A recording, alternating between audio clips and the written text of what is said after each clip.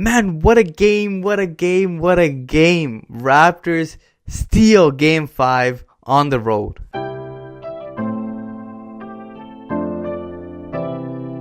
Man, I'm just so pumped after a game like that. Raptors win 105-99 in Milwaukee. 3 straight wins for the Raptors. And it's the first time ever that the Milwaukee Bucks this season have lost 3 straight games. And it couldn't have come at a worse time, but a better time for us.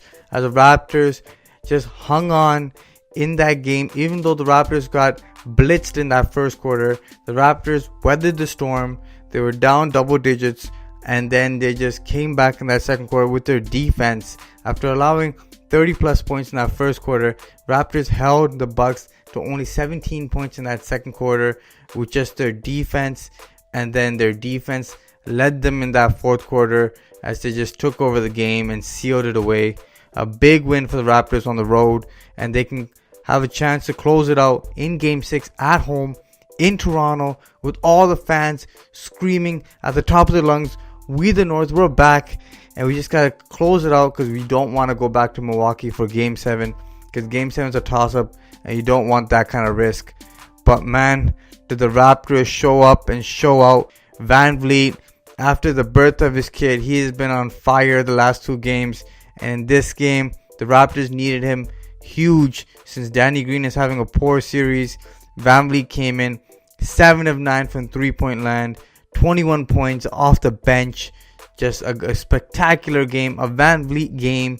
Mr. Bet on Yourself came through big time as the Raptors needed that outside shooting. Raptors shot the ball poorly in this game, yet they still stole this game. It's just fantastic. I don't even know what to say. It was just a great game to watch.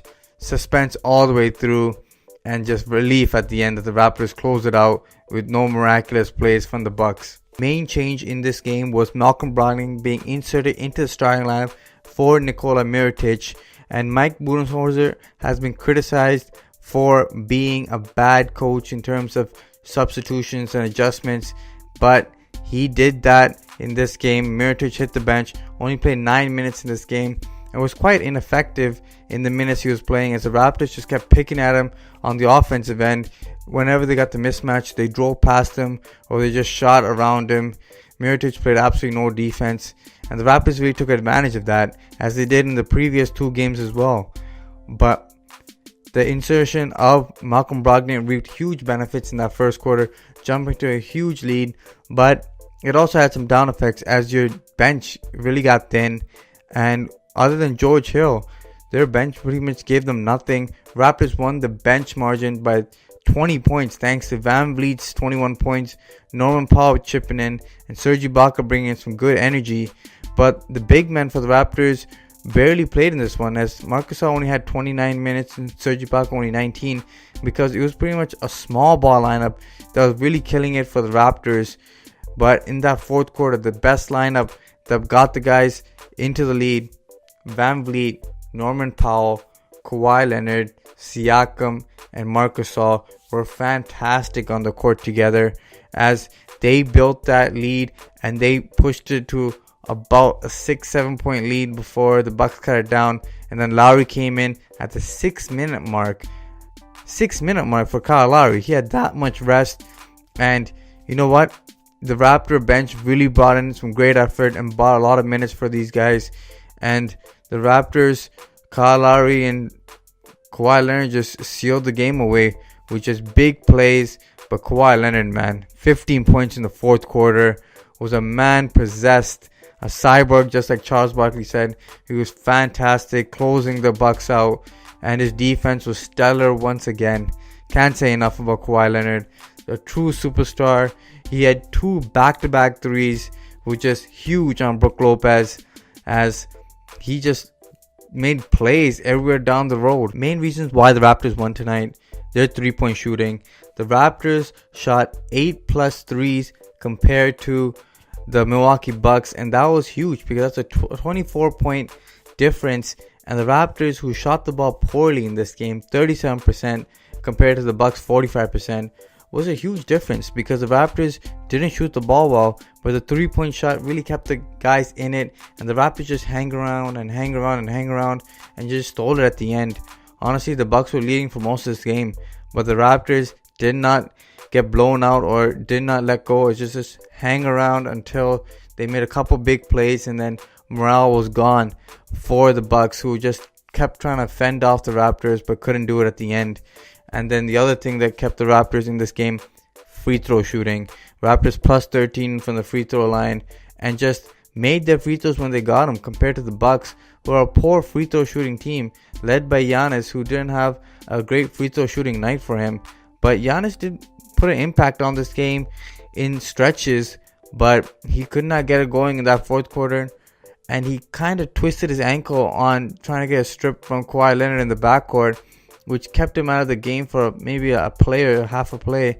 And it really looked like it affected him down the stretches. He didn't really have any explosiveness attacking the rim or driving in the lane, because the Raptors just kept building that wall and he didn't really go anywhere. This game was hanging in the balance in the last 3 minutes of the game, but the Raptors just wanted it more and they fought for it, because there's some plays that could have went either way, but the Raptors got the ball. First off, the offensive rebounding on the Raptors in the last 3 minutes was huge. Kawhi Leonard comes out with a big offensive rebound, which he shoots the three and he gets his own rebound. He gets fouled, hits the free throw line. Marc Gasol gets his huge offensive rebound right at the end of the shot clock after Kawhi Leonard barely graces the rim, takes a weird bounce. Marc Gasol he gets fouled as well. Another free throw for the Raptors. And then a big play was Malcolm Brogdon's turnover in the corner from the Siakam's pressure in the corner. Huge turnover there as well. And then the Raptors close it out. Lowry's quick thinking with a quick bounce pass to Siakam in the last 30 seconds of the game to get Siakam a dunk to push the lead to 5. It was a huge play. It may go unnoticed, but that was massive. And Nick Nurse's adjustments were fantastic. He let the hot hands keep on playing. VanVleet, Norman Powell, Kawhi Leonard, Siakam, and Gasol had a great chemistry going, and he just let them play out as they played fantastic in this game. Kawhi Leonard, 35 points, 15 in the fourth, 9 assists in this game, was just dishing the basketball in the first half. He had 22 points in the second half as he was saving himself for the second half. Nick Nurse did a great job adjusting the minutes and making sure he was fresh for the fourth, and that was important because Kawhi Leonard played the entire fourth and we needed him as he closed the Bucks out. Raptors did a great job on the Bucks tonight. Middleton, only 9 shots for him. Weird to see the second best player on the Bucks only take 9 shots, but everybody else was shooting the basketball quite well. Bledsoe had a good game shooting the basketball, and the Bucks just let go. They just couldn't reel it in. Raptors did a great job defensively, and offensive toughness in this game was massive. But VanVleet, Norman Powell brought in some great effort the past few games that you haven't seen in the previous series, and that's the difference. The others are making the difference in this series, and the Raptors can really rely on their depth going forward, hopefully, as the Raptors need to close out in Game 6, which is going to be a huge game. Man, just a huge win for the Raptors. Can't say enough about this win. We're one win away from the NBA Finals, but do not count your eggs before they hatch, as they say, as the Raptors need to win in Game 6 on Saturday. Let's see what happens. Let's go, boys. We the North. Peace. Make sure you guys like, share, and subscribe to the Raptors Wrap Up. Smash that like button, guys. Until next time. Deuces.